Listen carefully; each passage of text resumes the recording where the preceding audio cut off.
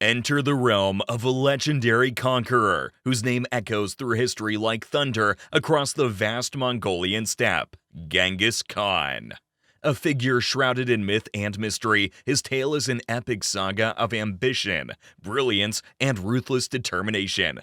From humble beginnings to uniting nomadic tribes under a single banner, Genghis Khan's rise to power is a testament to his unparalleled military genius and visionary leadership.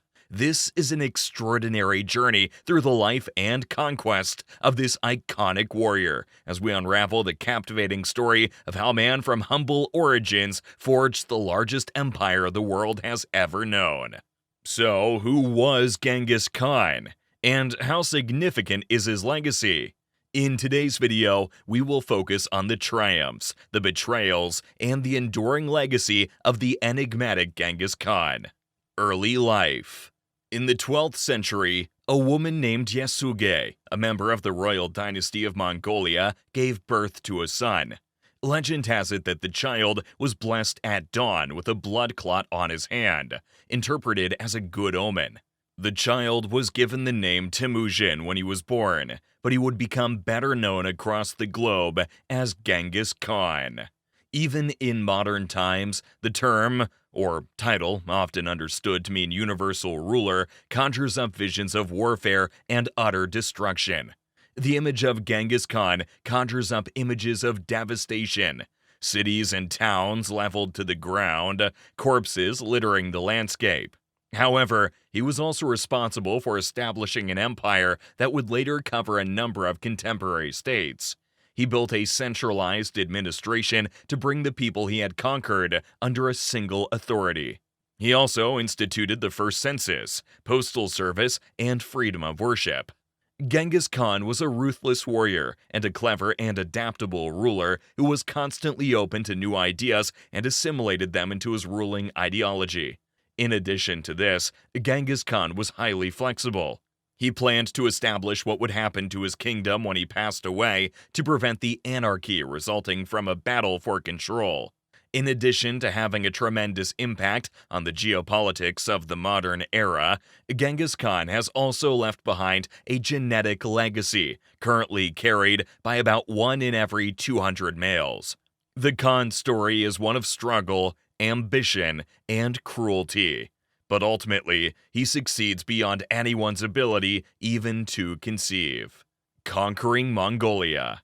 Most of what we know about Genghis Khan's life comes from a single source, The Secret History of the Mongols, a book written for the Mongol royal family after Genghis Khan's death, but whose author has not been determined. Consequently, verifying a significant amount of the information presented is difficult, particularly that related to Khan during his younger years. So, according to the story, Temujin's parents were killed by members of an opposing tribe while he was young. The rest of the family was forced to wander the steppes for food and had to survive by hunting and gathering wild animals. Temujin began to build his reputation slowly and methodically from this weak starting point. At a young age, he took leadership of the home by killing his elder half-brother and assuming his identity.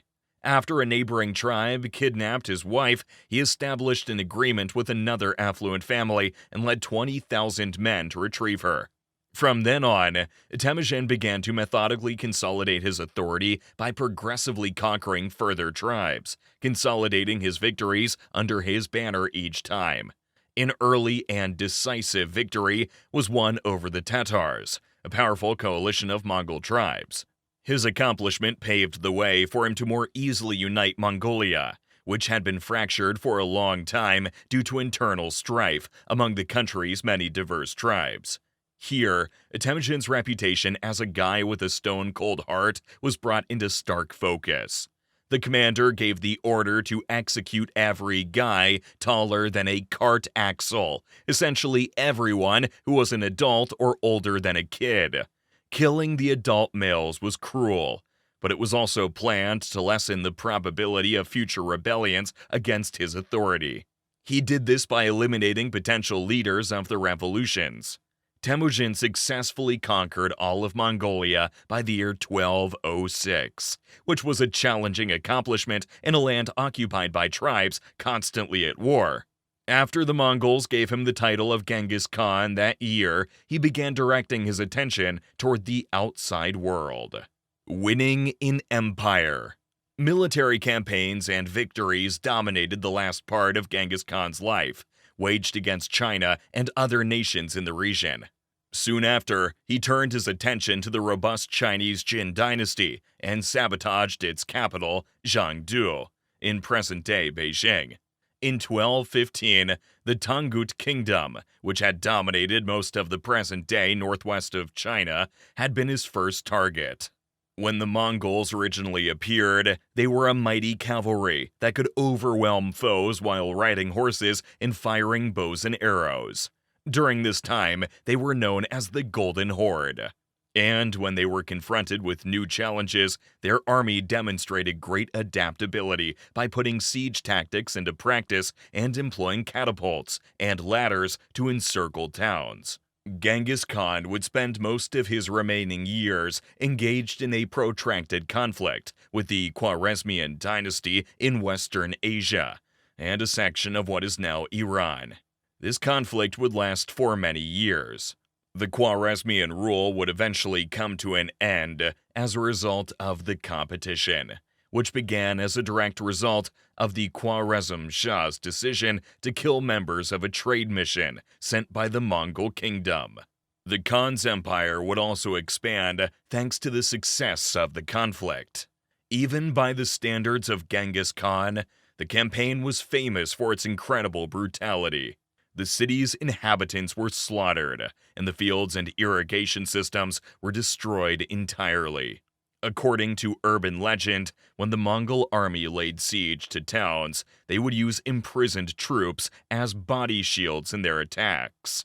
After returning to his homeland in 1223, the Khan postponed engaging in combat until his final expedition in China. A complex legacy. The Universal Emperor ended there during a conflict with the Xixia Empire. It is said that he was thrown from his horse, which led to his death.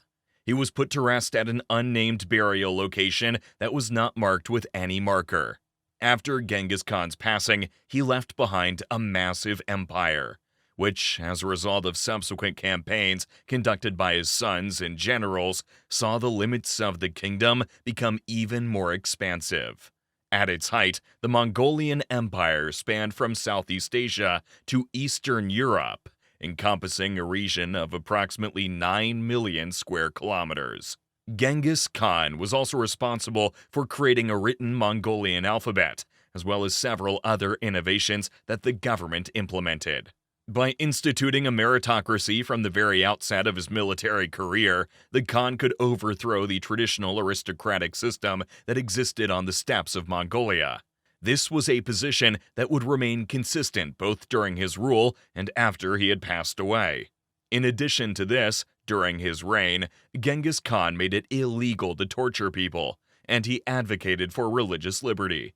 Following his death, the Mongol Empire worked to build trade channels and diplomatic relations, which contributed to the empire's ability to sustain its authority and furnish Asia with knowledge from the outside world. Even though Genghis Khan appears to have been a successful and even occasionally good ruler, there is no disputing the reality that his conquest had severe repercussions for the people he conquered. Cities were leveled, and their populations were wiped out in brutal massacres. The invasion of Iran by the Mongols is generally considered to be the cause of the decline of Islamic culture in the region, which lasted for several centuries. Others believe the Mongolian armies were responsible for virtually destroying the Xixia civilization. In addition, Genghis Khan left his imprint on current populations in the form of a haplotype. Around 0.5% of all men living today share this set of genes. Scientists believe that Genghis Khan is connected to this haplotype since it covers almost the same geographical region as the Mongolian Empire and dates back around 1,000 years ago. It offers persuasive evidence of Genghis Khan's influence on modern culture and the ongoing supremacy of the Mongol Empire. However, the Mongol emperor's genetic origin also serves as a reminder of the path that led him to the position of power. For him to have been able to leave behind such a legacy, he and his family would have needed to have an absurdly high number of children.